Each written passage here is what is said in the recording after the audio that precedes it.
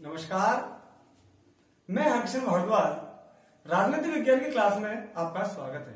यानी आज हम संयुक्त राष्ट्र संघ के बारे में पढ़ेंगे। संयुक्त राष्ट्र संघ को यूएन नाम से भी जाना जाता है, यानी यूनाइटेड नेशन। तो सबसे पहले हमको यह जानना जरूरी है कि संयुक्त राष्ट्र संघ की स्थापना कब हुई। 24 अक्टूबर 1945 को संयुक्त राष्ट्र संघ की स्थापना हुई। यह संयुक्त राष्ट्र संघ का जो चैप्टर है, ये 12वीं क्लास की बोर्ड एग्जाम में 4 अंक का आएगा। इसमें 2 प्रश्न तो वस्तुनिष्ठ आएंगे 1-1 नंबर के, और 1 प्रश्न 2 नंबर का आएगा। इस पूरे पाठ को मैंने उसी तरह से डिजाइन किया है, आप देखिए। संयुक्त राष्ट्र संघ का जो प्रतीक है वो है विश्व के नक्शे के चारों तरफ जैतून की पत्तियां। ये जैतून की पत्तियां शांति का प्रतीक माना जाता है। संयुक्त राष्ट्र संघ आज की दुनिया का सबसे महत्वपूर्ण संगठन माना जाता है। यह संगठन शांति और प्रगति के प्रति मानवता की आशा का प्रतीक है। संयुक्त राष्ट्र संघ का जन्म मानवता को स्वर्ग पहुंचाने के लिए नहीं, बल्कि उसे नरक से बचाने के लिए हुआ है। ये जो शब्द है ये कहे थे डैग हैमरशोल्ड ने, जो कि संयुक्त राष्ट्र संघ के दूसरे महासचिव थे। इसमें यह ध्यान रखने की बात है कि संयुक्त राष्ट्र संघ के पहले महासचिव का नाम क्या है, तो उनका नाम था ट्राइंगली, और दूसरे महासचिव का नाम है डैग हैमरशोल्ड, जिन्होंने क्या कहा था कि संयुक्त राष्ट्र संघ का जन्म मानवता को स्वर्ग पहुंचाने के लिए नहीं, बल्कि उसे नरक से बचाने के लिए हुआ है। अब आगे देखते हैं अपन। हथियार लड़ाने से बढ़िया है कि जुबान लड़ाई जाए। हथियार लड़ाने से बढ़िया है कि जुबान लड़ाई जाए। ब्रिटेन के प्रधानमंत्री चर्चिल ने कहा, आपसी बातों से सिर खपाए बनिस्पत लड़ाई के मैदान में एक दूसरे के सिर अलग करने के बजाय। ये शशि थरूर ने कहा, जो कि भारत के थे और संयुक्त राष्ट्र संघ में अवर सचिव थे।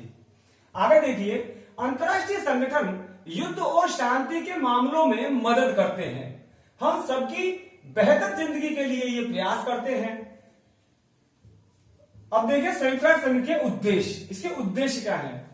अंतर्राष्ट्रीय झगड़ों को रोकना, साथ ही राष्ट्रों में शांति स्थापित कर विकास व सहयोग की राह दिखाना संयुक्त राष्ट्र संघ का मुख्य उद्देश्य है। इसकी स्थापना 24 अक्टूबर 1945 में हुई। कब हुई थी स्थापना? 24 अक्टूबर 1945 को। 2011 तक इसमें 193 सदस्य देश है। 193 इसमें सदस्य देश है। इसमें 5 स्थायी सदस्य हैं और 10 अस्थायी सदस्य हैं। अमेरिका, रूस, चीन, फ्रांस, ब्रिटेन संयुक्त राष्ट्र संघ के स्थायी सदस्य हैं। वो प्रधान प्रतिनिधि महासचिव होता है। वर्तमान में संयुक्त राष्ट्र संघ के जो महासचिव है, वो महासचिव का नाम है एंटोनियो गुटेरेस। एंटोनियो गुटेरेस जो पुर्तगाल के हैं, ये 9वें महासचिव है। संयुक्त राष्ट्र संघ के महासचिव कौन है? Antonio Guterres. अब आगे देखिए आप, प्रथम विश्व युद्ध के बाद इच्छाओं और आकांक्षाओं की लगान कसने, महायुद्धों से बचने हेतु संवाद और चर्चाओं में मददगार संगठन लीग ऑफ नेशंस यानी राष्ट्र संघ की स्थापना हुई।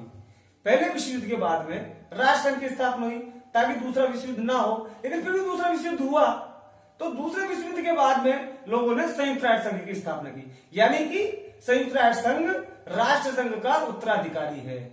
राष्ट्र संघ को अंग्रेजी में कहते हैं लीग ऑफ नेशंस, संयुक्त राष्ट्र संघ को इंग्लिश में कहते हैं यूनाइटेड नेशंस ऑर्गेनाइजेशन।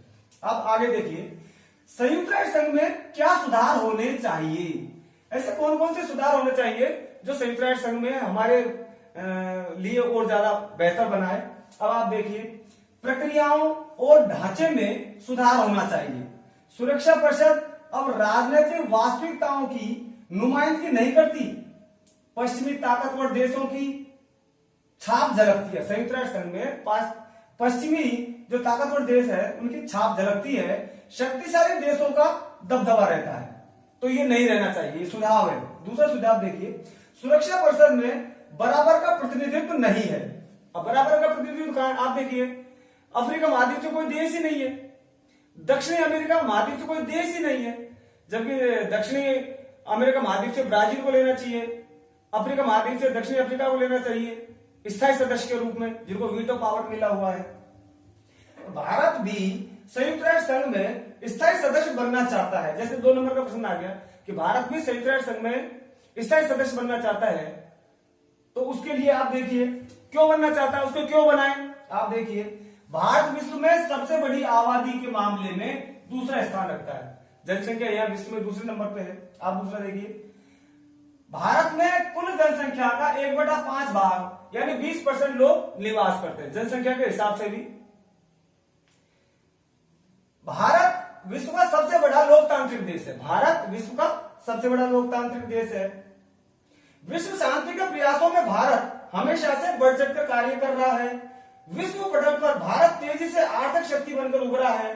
यूएन के बजट में भी नियमित रूप से योगदान दे रहा है, इसलिए भारत को संयुक्त राष्ट्र संघ की सुरक्षा परिषद में स्थायी सदस्य बनाना चाहिए, यह हमारी मांग भी है। अब आप देखिए एक एक नंबर के जो प्रश्न आते हैं वस्तुनिष्ठ है, उनमें ये आपके लिए कारगर सिद्ध होगा। आईएमएफ का पूरा नाम क्या है, जैसे एग्जाम में आ गया, international monetary fund. International monetary fund यानी अंतरराष्ट्रीय मुद्रा कोष। ये जो अंतरराष्ट्रीय मुद्रा कोष है, आईएमएफ है, ये वैश्विक स्तर पर वित्त व्यवस्था की देखरेख करता है। 2016 तक इसमें 189 सदस्य देश हैं। अब आप दूसरा देखिए, 26 जून 1945 को सैन फ्रांसिस्को में संयुक्त राष्ट्र संघ चार्टर पर 50 देशों ने हस्ताक्षर किए। 51वां देश पोलैंड है। भारत संयुक्त राष्ट्र संघ में शामिल हुआ था 30 अक्टूबर 1945 को। 30 अक्टूबर 1945 को भारत संयुक्त राष्ट्र संघ में शामिल हुआ था। आगे देखिए आप, WHO का पूरा नाम क्या है, वर्ल्ड हेल्थ ऑर्गेनाइजेशन यानी विश्व स्वास्थ्य संगठन। यूएनडीपी का पूरा नाम क्या है, यूनाइटेड नेशंस डेवलपमेंट प्रोग्राम यानी संयुक्त राष्ट्र विकास कार्यक्रम। यूएनएचआरसी का पूरा नाम United Nations human rights commission यानी संयुक्त राष्ट्र मानवाधिकार आयोग।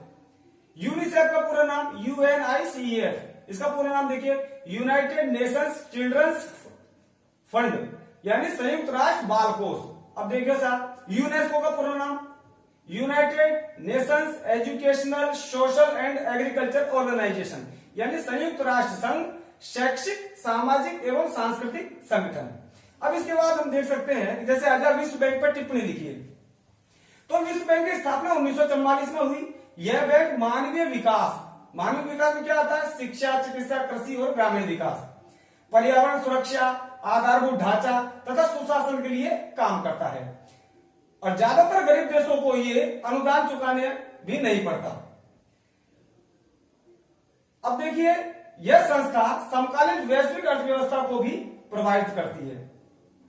अब आगे अपन देखेंगे, जैसे 2 नंबर का प्रश्न आ गया, एमनेस्टी इंटरनेशनल क्या है बताइए। आप देखिए, एमनेस्टी इंटरनेशनल यह एक स्वयंसेवी संगठन है जो पूरे विश्व में मानवाधिकारों की रक्षा के लिए अभियान चलाता है। यह संगठन मानवाधिकारों से जुड़ी रिपोर्ट तैयार और प्रकाशित करता है।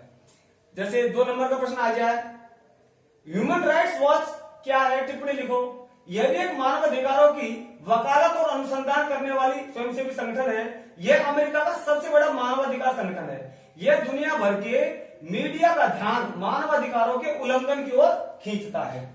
अब आप देखिए 2 नंबर का प्रश्न हो रहा है लास्ट। आप देखिए, अंतरराष्ट्रीय आणविक ऊर्जा एजेंसी यानी